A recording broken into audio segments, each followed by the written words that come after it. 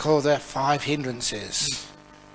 These are the things which are supposed to prevent wisdom and insight arising, and it also stops you being peaceful. In one sense, the job of a meditator is to abandon or restrain the 5 hindrances so they can get into very nice meditation and also at the same time understand the nature of things. So of all those 5 hindrances, one of the most difficult to explain, to understand and to overcome is the hindrance of doubt. What is the right way to meditate? What is the right type of meditation? Samatha, Vipassana, Metta, Anapana, letting go. What's the right type of meditation? And because meditation is getting more and more popular these days, I did see even, somebody sent it to me, there was an, in the Garfield cartoons, even Garfield the cat was trying to do meditation. And he sort of failed miserably. And so afterwards he said, I don't do meditation anymore. I've got my own form of relaxation. It's called beditation. Changing the M to B, beditation. And he said he really recommends it. Beditation, you can actually do meditation for many hours at a stretch. You don't get any sore knees or sore back, and you wake up relaxed. So Garfield will never become enlightened, that's for sure. But the doubt is one of the great hindrances which people have, and I know even the Buddha said it was just like getting lost in the desert. But for many people that doesn't really make sense to them, because very few of us have been lost in deserts. And anyway, if we were, we'd probably have a cell phone with sat-nav or something, so we'd be able to find out where we are and call for help. But except for that, many years ago, what was that story? Many years ago there was a gentleman who was lost in a desert, somewhere in real desert, sand and heat and burning sun.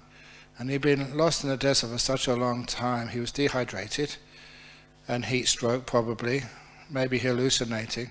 He was on his hands and knees just crawling, realizing he probably won't have that many days left, hours probably, before he just dies.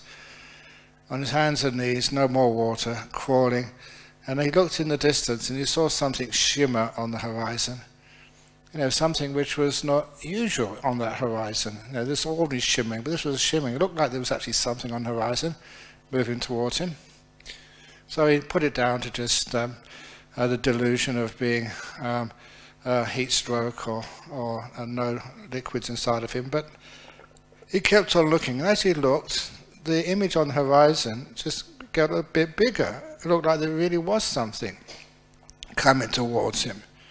And he thought maybe just, he's been rescued.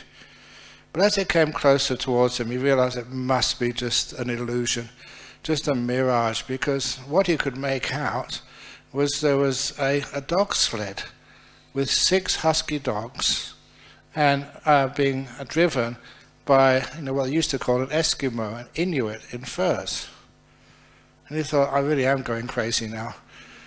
But as it came closer, he could hear the husky dogs starting to bark. And he had a glimmer of hope, maybe this was real. And sure enough, as it came right up to him, the dogs were barking and they were licking him. And the Inuit in his furs, riding the sled, sort of looked at him kindly and offered him some water. And he said, oh, thank you, I've been lost in this desert for days. I thought I was going to die. Thank you, you've saved me. At which point the Eskimo said, and you think you're lost.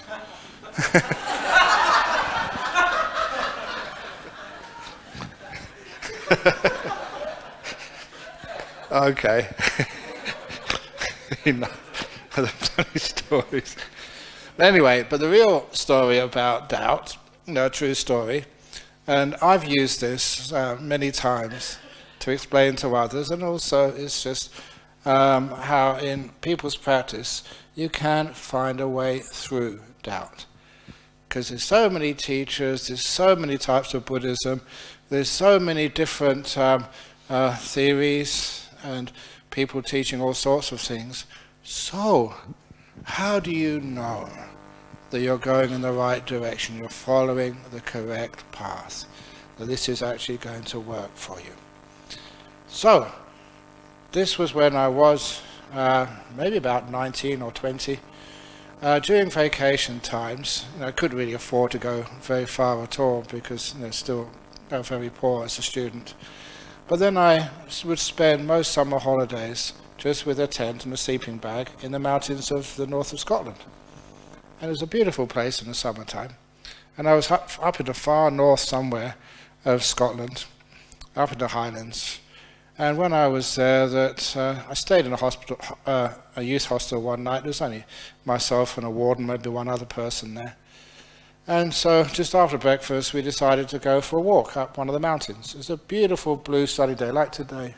It still is. Beautiful sunny day, not a cloud in the sky. So we walked up one of the mountains, 2 or 3 hours walk. And at the top of the mountain, sat down, still a lovely blue sky. Too good a day to waste. So I said, let's go to the second mountain. And the warden of the youth hostel, he was a local man, so he knew sort of the area. He said, no, 1 mountain a day is enough for me. So that I decided to go up the second mountain alone, which I often say is a mistake. If ever you are in wilderness areas, you should always go with a friend, because otherwise something might happen to you and you've got no one to give you any help. So I went by myself, no problem at all. It was such a beautiful day. But just like here in the Genting Highlands here, sometimes the clouds come in from nowhere. And a sunny day one moment and cloud cover the next. And the clouds came down onto my mountain and I could not see even the hand in front of me. It was thick mist from the clouds from over the North Atlantic Ocean. But I thought, it doesn't matter. I know my directions. I just turn around and go back. And then sort of it wouldn't be any problem. Because I always had that confidence, you call it arrogance, thinking I knew the way. So I went retracing my step, and then I was mindful, but I came very close. I mean, more close than you could imagine, of actually falling over a cliff and dying. It was only just one more step, literally, and I'd have gone over this cliff and just to my death. Later on, when I checked what they call the Ordnance Survey maps, I could see I was going in totally the opposite direction than I thought. Which happens that when you are in a mist, you don't know which direction you're going to. There's no way of knowing. You think you are, but it's not. So at that point, I got quite scared. I was alone up in the mountain. The mist had come in. It could stay there for days. And I was totally lost and disorientated. And it was on a mountain. It was dangerous. If I even tripped and broke a leg, then I would not be able to be rescued for days. They wouldn't find me. So I was very scared. But then I decided to use, to sit down, be quiet, actually not sit down, but just stop, be quiet, and just, what should I do next? Not to panic. And as I didn't panic, I started to think of my science. I was a physicist. And there's one amazing piece of science you can always rely on. The law of gravity. The water always flows downhill. And so there's much water on top of that mountain. And so I followed a little creek, a little trickle by the top of the mountain. And I resolved I'd follow that trickle whichever way it went. If it went right, left, doesn't matter, no shortcuts, I'll follow it. And of course that little trickle met another trickle, became a little creek. That creek met something else, became a stream. But I would always follow it down, down, down. And eventually it became quite a big piece of water. And I followed it and it came under the cloud cover. it was following the stream of water would always take me down until I was underneath the clouds. Once I could see my bearings, it was both safe, and I could recognize which way I needed to go to get back to the hostel. And it may seem a simple story, but I've used that to describe about how to overcome the hindrance of doubt. Is you know that meditation, or even the Dhamma, or whatever else you practice in life, should be taking you to greater sense of peace, happiness, a sense of freedom, less depression, less anger, just a state of being more, if you like a Buddha, peaceful and kind. Obviously not in one meditation retreat. That's not guaranteed to become a Buddha after one retreat. But at least you can see yourself going in that direction. More and more peaceful, more happy, more wise, more understanding. And obviously the sign of understanding is that you don't react to things so much. So in other words, that people say things and you don't get angry. Or things happen in life and you're not afraid. That's a sign you're going in the correct direction. Like I remember this one time when I was in Thailand as a monk in a bus going from one place to another. Actually, the bus journeys in Thailand are just, I don't know why they do this. There's some very, very bad drivers over there. And I think in those days they were either drinking or they were on amphetamines, so they could actually work so long hours. But they were always very happy to see a monk, and very often they'd let the monk come into their bus for free. Because when they did let the monk come on their bus for free, they'd always put the monk in the front seat, right even next to the window. And the reason was that they understood that monks have really good karma. So by putting them in the very front, their merits, their good karma will prevent head-on collisions and will protect everyone sitting behind them. And that's what happened. Sometimes I went on one bus from Chonburi into Bangkok. They put me in the very, very front seat. The driver would not take any payment because when he sat there, he realized he was safe. Because there was a movie on the TV. It's supposed to be for the passengers, but the driver liked to watch it as well, so he was going around there watching the movie. And I was the one who was supposed to protect them from collisions. And it was scary because I was in the front and there's trucks coming towards you. And but we survived. Obviously, I must have some good karma somewhere to survive that. But then later on, that when I was flying economy from Bangkok to Perth, I told the check-in staff about that story. And they said, well, that so if you want the aircraft to be safe,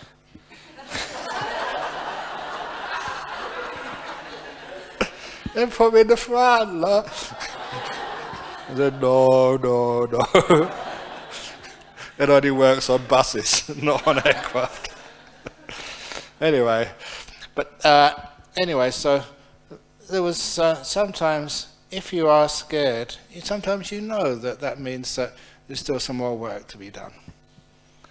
So even sometimes the Ajahn Chah would test you out, see if you were afraid, by sending you to the graveyards, or the place where they do the burning of the bodies at night time, to hang out with the ghosts. And when I went out there to hang out with the ghosts, just nice and peaceful. And then Ajahn Chah, actually the other monks just what? Aren't you afraid of ghosts? This was my first years in Thailand. Aren't you afraid of ghosts? I said, why should I be afraid of ghosts? Because I can't speak Thai yet. So whatever the ghosts say, I won't understand. They won't understand me. Just, we were unable to communicate. But anyway, for that precept, so if good qualities are increasing, and the bad qualities or the disturbing qualities are decreasing. That's the sign that you're on the correct path. The water is going in the right direction. So, what are those good qualities? Obviously, peace is one of them. And peace is something you can actually feel. You actually know. I hope you know what peace means. Just two fingers. Okay, I'm going to do a little exercise for you to find out exactly what peace means. So, you don't need to close your eyes, but just be quiet and just see your reaction in your mind. Peace. Peace. Peace. Peace. Peace. Peace.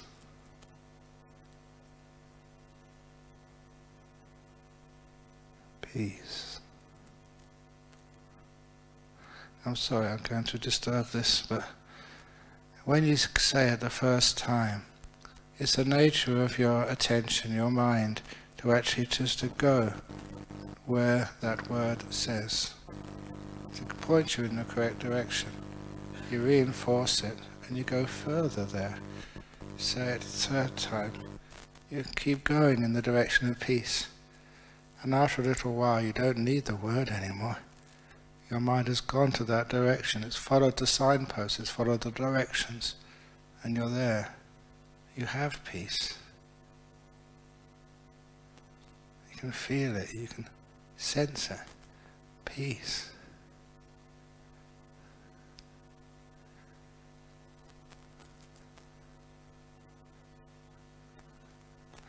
So this is how you can know these things. By feeling them, understanding them, not with words, but that which is way beyond words. The words are there as signposts, and once you've got to the direction, the destination, you don't need the word anymore. You're there, it's peace. Just like sometimes, actually this was a time when I was visiting a Dhammasara nuns monastery. I was, short of time as usual, having other appointments, had to keep, and I do keep promises, which is one of the reasons why, if any of you invite me to here or whatever, come and visit, come and teach a retreat in Singapore, or do this or do that. I actually shouldn't tell you this, but it's too late now. Because I will never say no. Because saying no is just really mean and nasty. Especially many of you have been so kind to me and you've looked after me so well on this retreat, so I'll never say no. But then I can't accept all the invitations. So I have this trick, and if you said no, you say, why not? Can you fit it in? It's really important, blah, blah, blah. So it gets into an argument, so I don't say no. I say, I will think about it. I say, oh, good, excellent, I've got a chance, sort of. But if I say I'll think about it, it's really code for no, because I've been thinking about some things for about the last 5 years, 10 years, and they say, well, are you going to come? I say, well, I'm still thinking about it. That means I'm not lying, well, not really lying, but it means also that I get out of arguments. So you can try that with your partner when you get home. You said, are you going to, whatever it is, say, are you going to clean up the storeroom? I said, well, I'm thinking about it.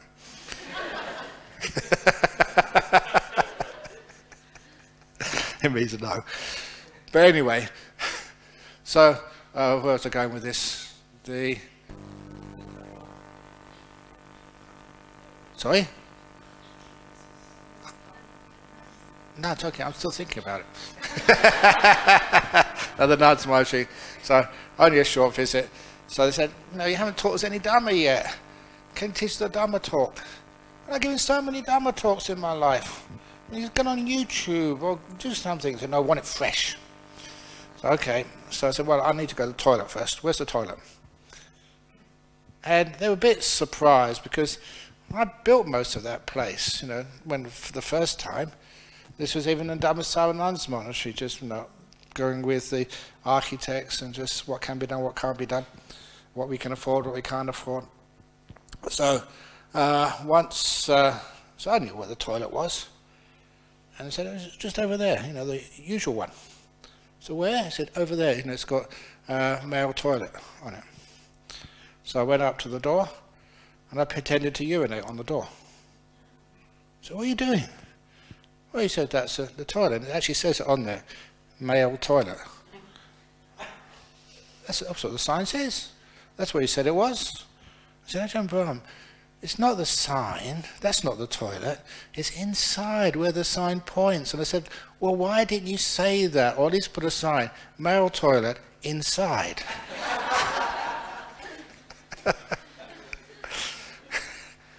And that was my Dharma talk for the day. I say we have so many signs about Dhamma, 5 precepts, or meditation, or peace, or enlightenment. But is that just a sign? Or is it actually you're following the sign to where it actually leads? Enlightenment is not the sign. It's actually you go inside to see where that sign leads, if you have enough courage to do so. Letting go. What's letting go? For many people, it's letting go of letting go. Just like that one disciple. He was this good Australian guy. He started to keep his 5 precepts. And so, you know what it's like. You go to a function at work and they say, you know, have a drink, which means, you know, just alcohol. And he said, no, I'm now a Buddhist, so I can't drink alcohol. And Buddhism is well enough known and respected in Australia now that the fellow servant said, oh, you're a Buddhist? Yeah, it's really good. I really like that religion. Buddhism is all about letting go. Come on, let go and have a drink. So, he just had to have his drink. And so then, you know, he thought again. And the next party, the next function, he tried a different strategy. This time when they came with the drinks tray and said, have a drink, he said, no, doctor's orders, I can't have alcohol. And that always worked. They respected that. Oh, doctor's orders, I'm terribly sorry to hear about that. Never mind, if you get better, you can have a drink. So, next time. So he refused to have a drink, and he told me about that. He solved the problem by saying it's doctor's orders that he can't have any alcohol. And I sort of, what you're probably thinking, what I told him, I said, look, there's nothing wrong with you, you're perfectly healthy, I know that. Aren't you keeping one precept by breaking another, by lying? And that's when he told me, you know, that in this case he knew much more Buddhism than I did. And he told me, Ajahn Brahm, don't you remember in many, many places in the suttas, the Buddha described himself as a doctor. He compared himself to a doctor. So he said, it was the doctor's orders. Dr. Buddha's orders, not to take alcohol. That's a good skill for me. It's well done. You taught me something. But anyway, so sometimes that... now I forgot where I'm going again. This one. Oh yeah. Always follow downhill, and then you know that you're going under the cloud of knowing how to overcome. So if it's more peace, if it's more kindness, if you know it's going in the right direction, you know it must be a good thing to do. Sometimes that we can confuse ourselves, convince ourselves that we're doing something bad, that no, it is something bad. We convince ourselves it's good. We convince ourselves, yeah, this is good meditation, or this is a good thing to do. Everybody else does it. they sometimes say. And sometimes even with the alcohol thing, sometimes people over in the West say, well, you know, it's only a little bit of alcohol, just a tiny bit, just in a middle way. And they told me that so many times, just a little bit of alcohol, you know, come in, it's Christmas, New Year's or whatever, just a little bit. And so after many, many years, I gave in. I said, okay, just a little bit is okay. Just a little bit of murder, a little bit of stealing, a little bit of adultery, a little bit of cheating on your taxes, because a lot of times it's only the little bit only concerns that last precept. They don't apply the same. A little bit of murder, you still go to jail. So in other words, there's no such thing as a little bit. Even a little bit really hurts, and it's not really needs to be done. But after a while, you know, these precepts and the goodness becomes natural. You know, you just it goes in the correct direction. So you feel happy doing things like precepts, and even in business. Sometimes people say, oh, well, in business you've got to be very careful. Because in business, you know, everybody just, you know, has to sort of follow the way business is done, and sometimes you have to cheat a bit, lie a bit, and even so entertain your business partners. But I don't think that's really necessary. As this example, again, from another friend over in Sydney, who was negotiating a business deal with some business, a corporation, and I think it was in Taiwan. And when they came over to Sydney to complete the deal and to sign the contract, they looked through the contract and they all agreed that they was willing to sign. But they insisted before signing the contract that he would entertain them that evening, you know, with a fine restaurant, whatever alcohol they wanted, and afterwards to a nightclub where he would supply and pay for the girls. Prostitutes. And he said, I'm a Buddhist. You know, I've got a wife. I don't drink alcohol. And I'm not going to do that. And they were very angry. And they said, well, if you don't do that, the deal's off. He said, we're expecting to be entertained, to sign the contract. And so he had a choice. Either have the deal signed and get his business, you know, a big boost of income, or keep his integrity, say no, and lose a lot of money. He said no. He went home. And he told his wife, and both of them were a bit disappointed. All that hard work for nothing. You know, but his wife was very proud of him. You know, and he felt his integrity. Making money was not the be-all and end-all of life, but keeping his integrity, his self-respect, keeping his marriage together, that was really, really important. But of course, I wouldn't tell this story if it didn't have a good ending. Because that evening, he received a phone call, and it was from these businessmen from overseas. And they said, we've been talking, we've been discussing you, and we've come to the conclusion we would rather do business with someone who doesn't cheat on his wife. If someone cheats on his wife, they're more likely to cheat on us too. And someone who has got the integrity, you know, not to take alcohol, because when you take alcohol, you don't know what you're doing next. You lose your mindfulness and you lose your moral compass as well. So if you're still up, can we come round to sign the contract?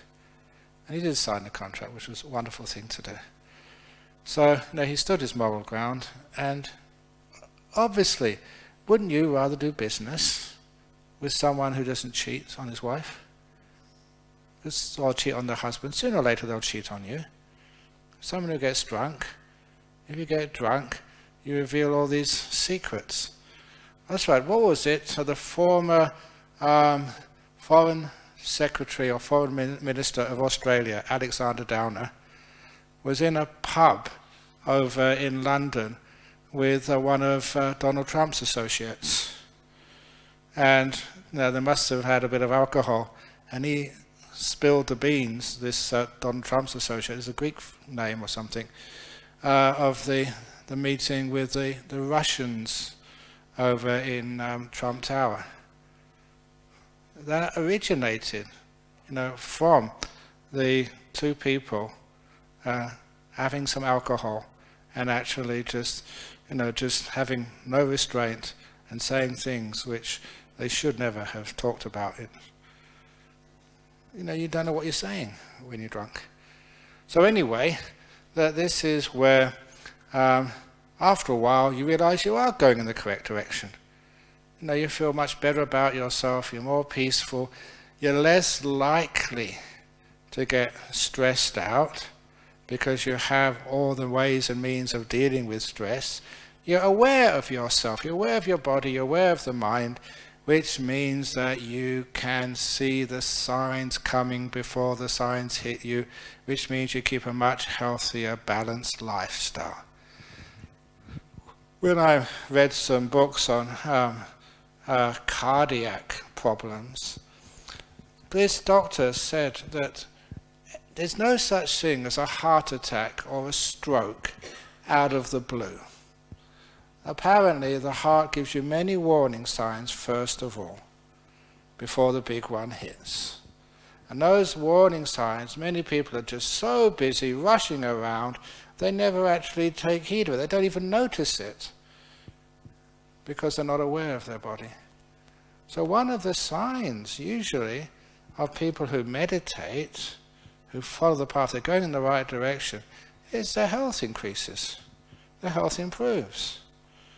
And even the NHS, that's the British National Health Service, I think you all know that when they did some research on depression, not the chronic depression, but the recurring type of depressions, they found that the best therapy, they compared 3 types of therapy: the medication, the cognitive behavioral therapy, which is basically counseling at that time, and the other one was meditation. And meditation was the most effective, and what really impressed the National Health Service was the cheapest. In other words, it saved the health provider a lot of money. And many health services know that the sorts of things I teach here, sponsored by the BGF, are really great for your health outcomes. And in fact, that whether it's stress or whether it's other sort of cardiac problems or liver problems or whatever other problems, that when you learn how to meditate, your health improves. So I should really ask Datuk and the rest of the committee, please next year, or in 2 years, please get this sponsored, not by the BGF, by the Health Services Commission for Malaysia, because we're hereby saving the government a lot of money by increasing your health and productivity. But certainly that's the case over in United States. In California, one of the monks over there told me that if you sign the form and get some authority to confirm it, that you regularly meditate, that you get a reduction in the amount of money you have to pay for your health premium. Just like if you smoke, then you have to pay more because the health outcomes aren't so good. But if you meditate, it goes down because your health outcomes are so good. So it shows that something is going in the right direction. But even more than that is sometimes the people you live with, they can actually assess your outcomes, whether you're much, much better after this retreat or much, much worse. To the point that there was this man some time ago in Perth, always wanted to go on a meditation retreat, just a weekend one. And he would ask his wife, darling, there is a meditation retreat on this weekend, can I go? And he said, no, of course not, it's the busiest time of the week for us. We've got to do all the shopping, the cleaning, taking the kids to sport, going and taking them to the dentist, there's so many things to do. And you want me to do that by myself while you go off meditating? No, you can't go. He was a very wise husband. He said, okay. So he just helped his wife that weekend. And so the next time there's a meditation weekend retreat, can I go on this meditation? No, you can't go. Mother-in-law's coming this weekend. You've got to mow the lawn. Don't you know that we have a meeting with the neighborhood committee this afternoon? No, you cannot go.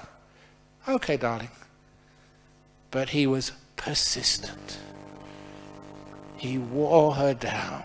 That's what Margaret Thatcher used to say. There's some ministers she wears down, some she beats down, and the rest she grinds down. She was a scary person if you were one of our cabinet ministers. But anyway, he was just so persistent that one weekend she said, darling, there's a weekend meditation retreat. Can I go? Okay, you go to your stupid meditation retreat. I'll stay here and do all the work myself, look after the kids by myself. And he took that as a yes. So he went to his meditation retreat. But what happened next was a wonderful thing. That when he came home from his meditation retreat, he was such a wonderful husband. So sensitive, so calm, so nice. And she saw it straight away. New, improved husband. So he told me the next time there was a meditation retreat, he didn't even need to ask. She gave him the money and sent him away. The same thing happens with wives. If you find your wife is getting a bit cranky, a bit hard to live with, send her off to a meditation retreat. And she comes back just like you send up your car to be tuned and serviced. So, you know, we have an engine called the mind. And if the mind needs a bit of tuning, send them to meditation retreat, tune here, tune there, and afterwards, very kind and happy. It's really worth the money. Good value for money. Or even this, you know, people are really busy these days. Sometimes we have these meditation classes in the evening. In the BGF, when do you have meditation classes? Wednesday evening, there we go, Wednesday evening. We had some of ours on a Tuesday evening in a group in Armidale, in just south of Perth. And so often, these people would come up to me afterwards and say, Ajahn Brahm, I had a really busy day at work. I never felt like coming to meditation. I just want to have a rest, put my feet up, just have a cup of tea and just lounge around a bit, maybe read a book. But my kids said, Mummy, are you going to meditation tonight? No, I'm too tired, darling. Mummy, you should go to meditation tonight. I said, no, I don't feel like I'm tired. Mummy, go to meditation. Why, darling? And the 6 or 7-year-old said, because, Mummy, you're a much nicer mummy after you come back from meditation. The kids, there's a certain honesty about kids and straightforwardness. Just like I remember ringing up our president once, our president of our Buddhist society in Perth. And I rang up and a little kid answered the phone. I say, is your mummy here? And it's mummy in. He said, no, mummy's not in this evening. It's Ajahn Brahm speaking. I said, oh, Ajahn Brahm, Mummy, are you in? She shouted.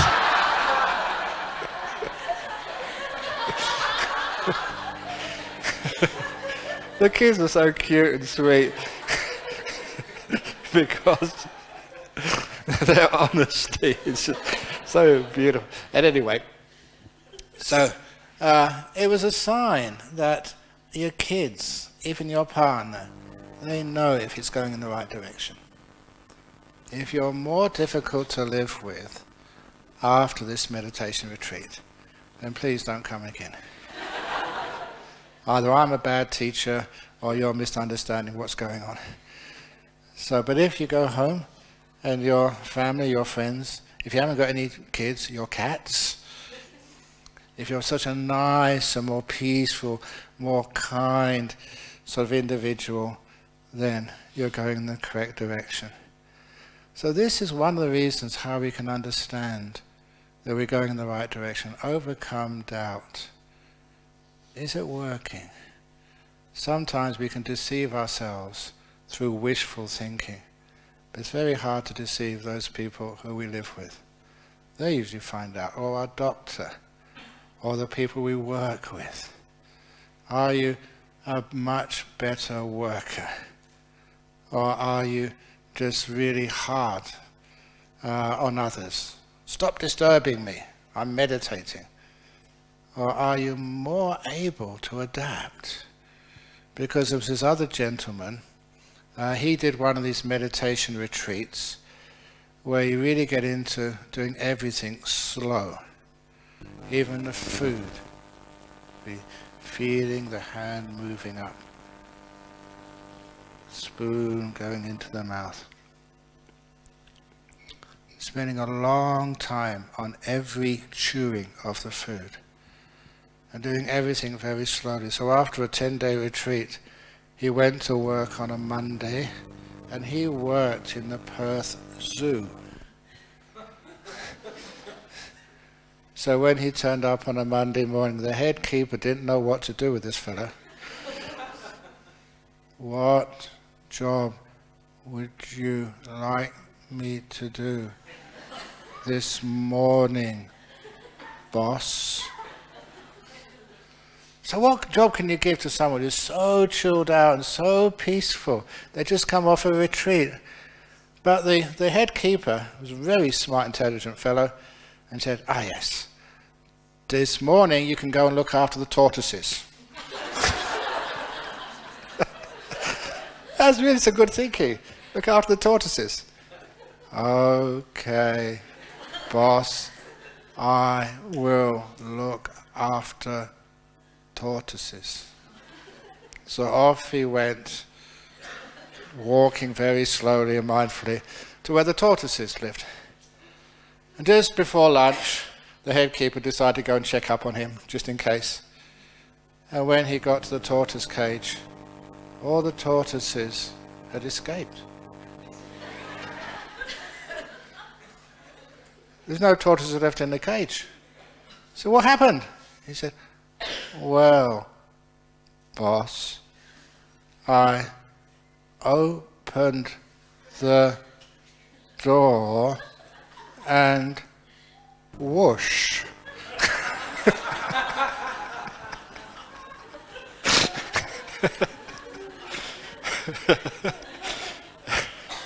Whoosh means something going fast. Compared to him, the tortoises were really speeding.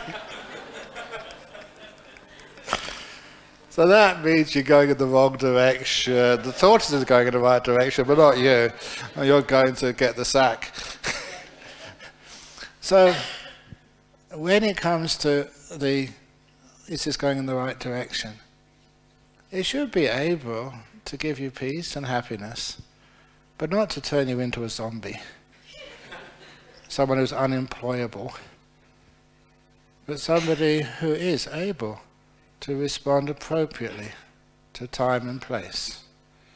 Some people have already mentioned this to me. Said, well, when even you're driving a car, should you be watching your breath? Of course not. Not if I'm in the passenger seat. You watch the traffic. It's a somewhat simple thing, but sometimes people may hear it from a teacher and misunderstand what the teacher is really referring to. So when we say use your common sense, use that idea of the how to overcome doubt. Is this going in the correct direction? Because if it comes to your daily life, one of Ajahn Chah's teachings was always really helpful. And it was a fellow, again from Sydney, this particular time. Not all Australians come from Sydney, by the way. But he heard that Ajahn Chah was a very well respected, wise teacher. So he decided to go and make a trip all the way from Sydney to northeast Thailand for one reason and one reason only, and that's to visit Ajahn Chah. He had some questions to ask, like many people have. So he went there, asked Ajahn Chah. Didn't have much time to go there and come back again afterwards, straight away. No travel, no going anywhere else, just to see Ajahn Chah. And when he got there, Ajahn Chah was in residence, But there were so many people crowding around Ajahn Chah. He was waiting and waiting and waiting and waiting and waiting. And he realized he was not going to get the opportunity to speak to the great master. So eventually he just gave up. And he just got up and walked to get his taxi to go back to the airport to go home. But he realized he still had about half an hour or an hour to kill before the taxi would come in time to get to the airport. So he picked up a broom and started sweeping, like all the other monks were doing at the time, sweeping the grounds. And as he was sweeping, that was when Ajahn Chah had seen this Westerner come all this way, and so got up to give him a little bit of kind teaching. And what Ajahn Chah said, according to this gentleman, what was translated, if you're going to sweep, give sweeping everything you've got. And then Ajahn Chah turned around and went to do some other business. That's all this Sydney fellow got from such a long trip to Thailand, how to sweep. But he realized it wasn't just about sweeping. If you are sweeping the grounds, you don't watch your breath go in and go out. You give sweeping everything you've got. Make sure you're sweeping not too hard, not too soft. You're getting all the leaves. You're not injuring any of the little ants or worms on the ground. You're giving sweeping your full attention, giving 100% for sweeping. And he took that into every other area of his life. When he was at the computer doing business, he gave that 100%, everything he had for the business. When he got home, spent time with his family, 100% being with his family. He didn't think about business. When he was meditating, he gave meditation everything he had. He never thought about his family or his business when he was meditating. Do you think about your family when you're meditating? Think about your business, the stock market? Think about the BGF? If you do, you're not really meditating. You're half thinking of other things. They're important things, but if you are meditating, 100% on that. If you're watching your breath, 100% on the breath, nothing else. And then, of course, when you go to bed at night. When you go to bed at night, 100% just sleeping. Not planning what you can do tomorrow. Not sort of thinking about, the talk you just heard. 100% on one thing at a time. And he did that, and when he went home, and he came to see me, he said, my business has taken off. My family really appreciates me. When I'm with my family, I don't think of the business. I don't answer my mobile phone. I'm with my family. That's 100%. When I rest, I really rest deeply. I don't think about my business. When I meditate, I'm almost like a monk. I just, away from everything, I give it 100%. So it's very, very successful. Now that is how you can tell that you're going in the right direction. Peaceful, well-balanced, energized. So that's something which I always encourage people. A nice little story and a nice little guide for your life. Whatever you do in life, always remember, give it everything you've got. Okay? So when you pass the donation box before you leave,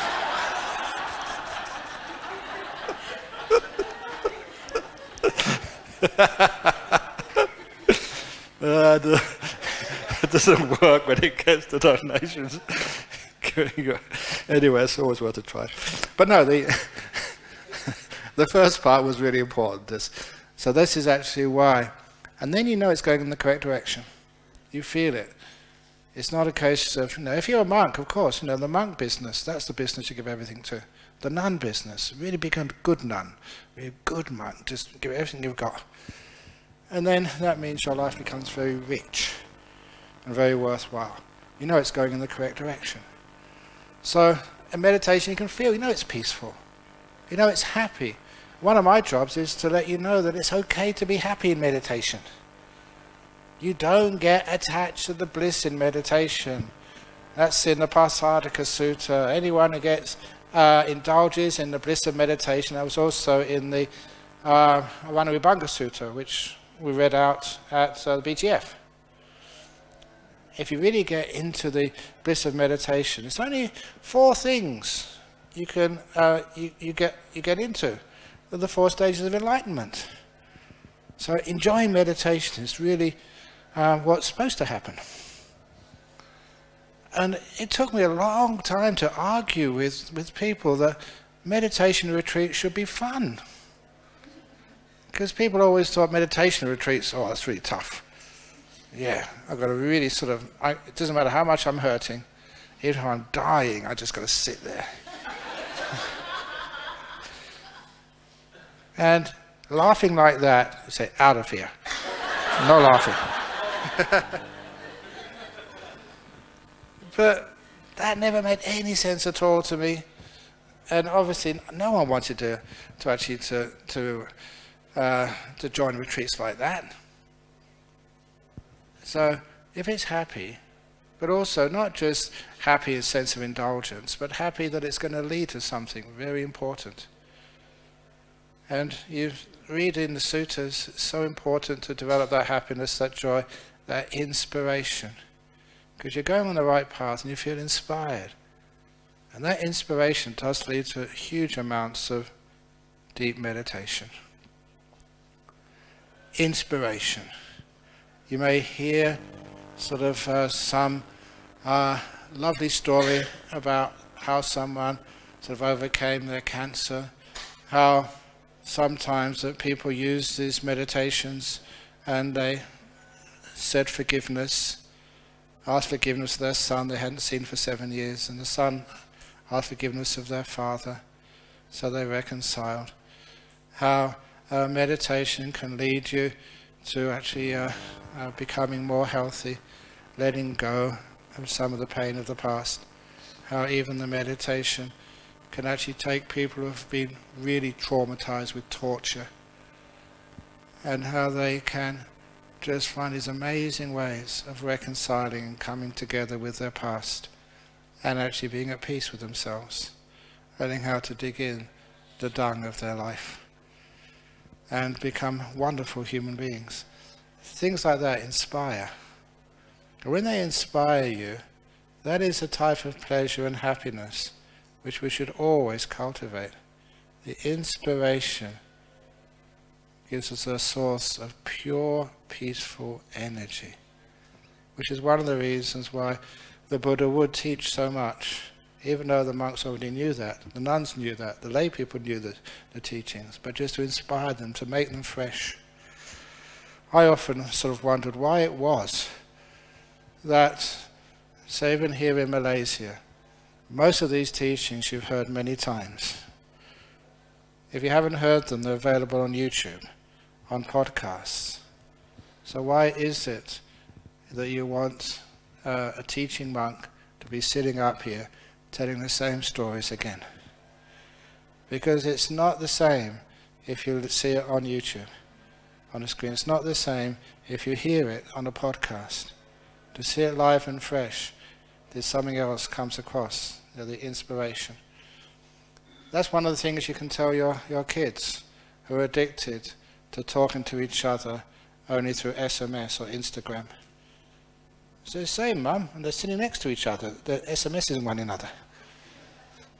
Yeah, that's one way of communicating, but turning around, getting eye contact, and actually talking together, that's a different level of experience, which is much richer, which is the one reason why instead of listening to a copy of this talk, you listen to it live, and it means much more. So this is actually where we know it's going in the right direction. Oh my goodness, that's the first hindrance, doubt.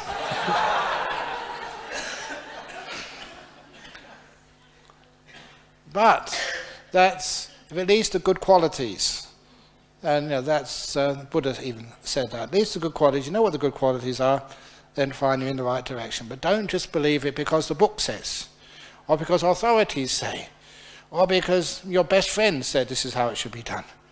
When you know, it just makes you more tense, more tired, more exhausted, and doesn't really lead to good qualities. So that's how to overcome the doubt. The other first two hindrances, wanting and ill will. Wanting and not wanting, basically. And sometimes people call it craving. But craving is an extreme form of wanting. It doesn't really mean that, just a small type of wanting.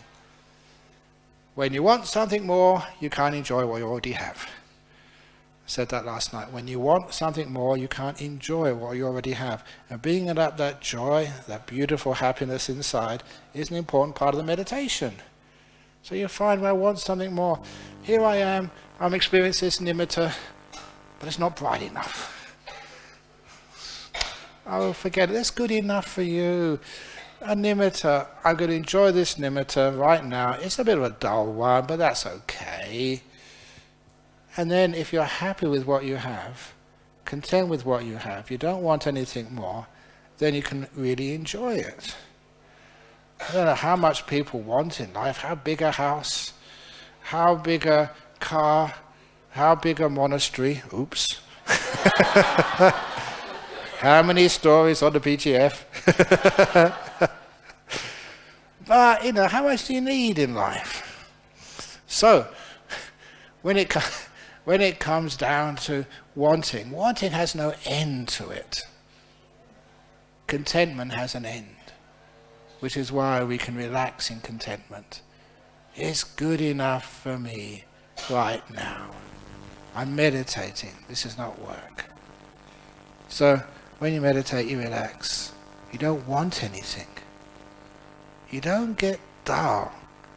In the mind, giving up wanting is not stagnant. When you give up wanting, you just are content. Energy starts to build up. A natural process happens when you don't want anything. Everything starts to come to you. Weird, but true. Once, many years ago, in Europe, they would haul produce and people in donkey carts. It's a donkey and a carrot simile. In the donkey carts, a donkey was the most stubborn animal in the whole world. The donkey would not move unless it wanted to. You got a stick and you even beat the donkey wouldn't move at all. So you never use the stick to beat a donkey. You use the stick, tie it to the donkey's neck. So the front of the stick was 2 foot in front of the donkey's head. And on the end of the stick, you tied a string. On the end of the string, if the donkey was in Europe, maybe a carrot. If it's in Malaysia, a piece of durian. So the donkey can see the durian, can smell it. My goodness, it can smell it. Smell the durian. And that... I already think about it. I think, did I tell the story? I think probably you all know it, about when they had to evacuate a whole building of Sydney University. They thought it was no, this was real, not a joke. They thought somebody smelt this noxious smell, and they thought it was a terrorist attack, a gas attack, gas leak or something. So they evacuated the whole of the building, and they sent in the SWAT team, and also these people in these big hazmat, like chemical protection gear, because they didn't know what gas it was. They were very clear that over in England they had the Novichok poisonings, and people died. So they didn't take any chances to investigate the cause of this noxious gas leak. And they investigated this way, and they followed the source, where it got more intense, and they found it in the student's locker. They forced open the locker, and there was a piece of durian which had been there for a few days. And that was a weapon of mass destruction, which they had to destroy. It was a piece of durian. A real story. Anyway, there is the donkey, and it sees the piece of durian. The donkey likes the durian. So what does the donkey do? Moves towards the durian. what does the durian do? Moves away from the donkey. Because when the donkey moves, the stick moves, the string moves, the durian moves. That is how they get the donkey to move the cart. And it doesn't matter how fast a donkey goes, we'll never get the durian. The donkey goes at 60 miles an hour, the durian goes at 60 miles an hour. And that's how they get the donkey. That's how they exploit the donkey to keep moving the cart. Except when the donkeys heard about meditation and letting go. So what does the Buddhist donkey do? It's been running after that durian for a long time, and now the donkey decides to stop and let go. What happens to the durian? Moves further away. Never been like that before. Just like your meditation. I tell you to let go, but Ajahn Brahm, I get sleepy. Your clarity, happiness goes further away. I'm getting sleepy, Ajahn Brahm. It's not working. Like the donkey's saying, I stop. Durian's going further away.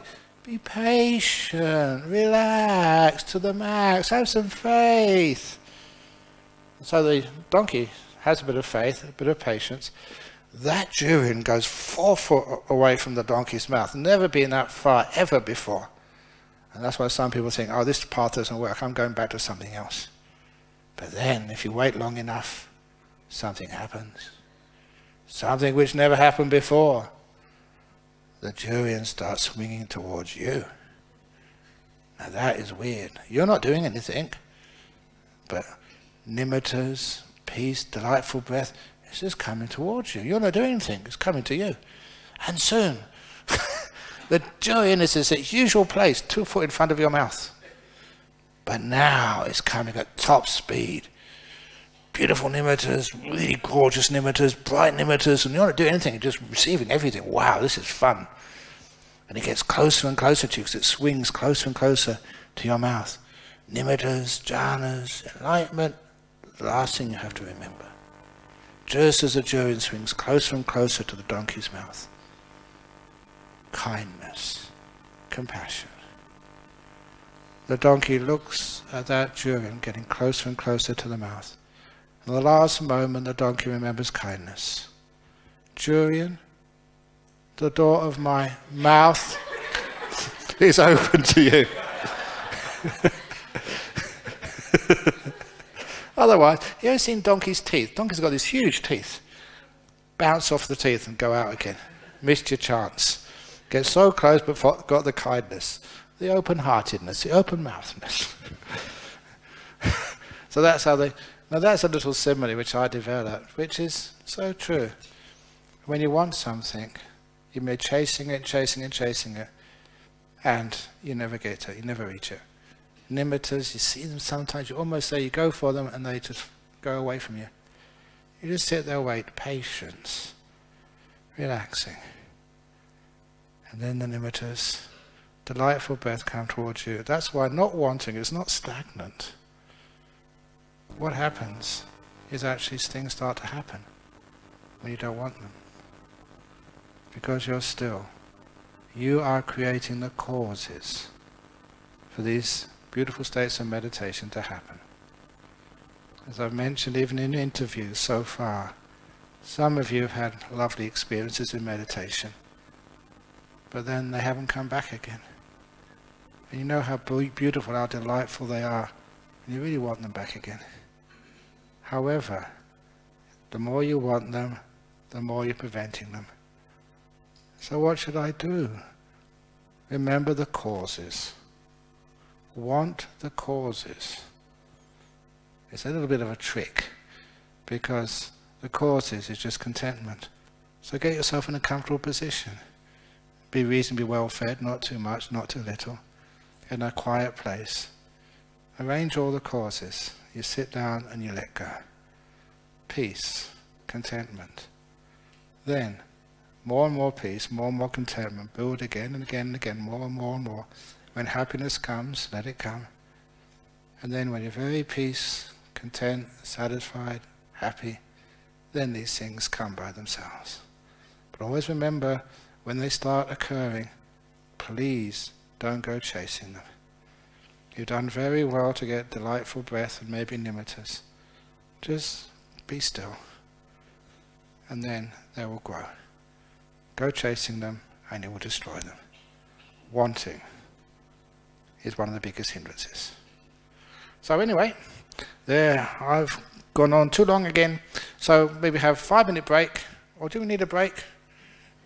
You can't do more. You can do a 10-minute break. So maybe just stretch your legs. And your back. Oh, this is nice. Oh, no, don't take a photo. I try to relax. People take photos of me. Oh my goodness, now I've got to explain what I was doing.